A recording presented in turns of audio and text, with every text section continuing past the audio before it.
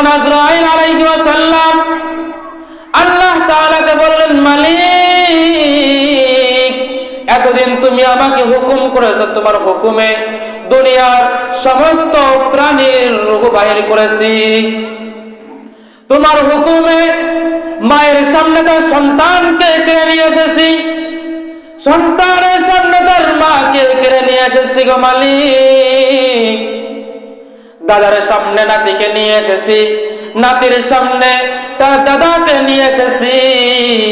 যখন মানুষ আমার নাম শুনতো তখন মানুষ ভয় পেত, কিন্তু আজকে আমার মৃত্যু হবে মালিক, এখন আমার যে মৃত্যু হবে, আমাকে যে মৃত্যুবরণ করতে হবে, আমার আজরাইলকে হবে।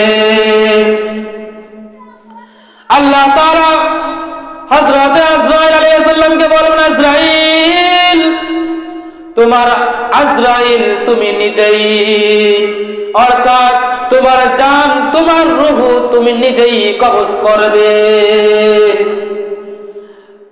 যখন আজরাইল আলাইহিস সালাম এই কথা শুনবেন, এই কথা শোনার পরে হযরত আজরাইল আলাইহিস সালাম তার মধ্যে ভয় সৃষ্টি হয়ে যাবে। যখন তিনার রূহটাকে বের করার জন্য হাতটা তার বুকের মধ্যে ঢোকায় দিবে, তখন আজরাইল আলাইহিস সালাম এমন জোরে চিৎকার দিবেন, হাদিসের মধ্যে এসেছেন যে ওই চিৎকারের আওয়াজটা এত বিকট হবে যে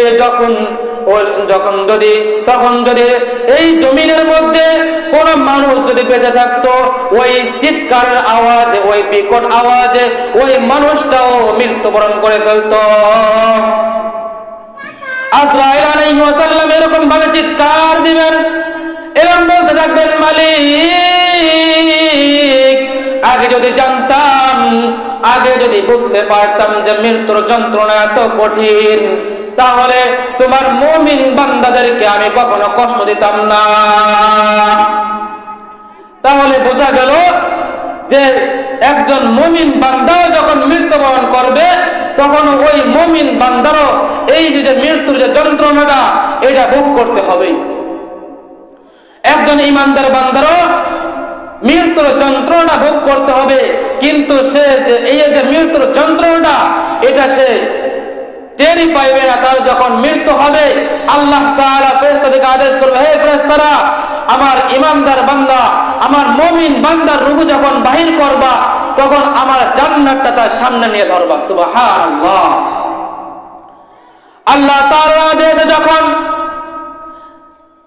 মুমিন বান্দার রূহটা বাহির করা হয়, তখন ফেরেশতারা জান্নাতের অংশগুলি ওই মুমিন বান্দার সামনে ধরে রাখে।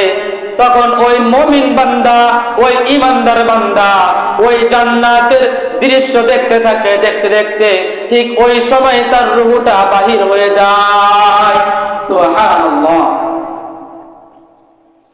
একজন ঈমানদার বান্দার রূহটা কিভাবে বাহির হবে?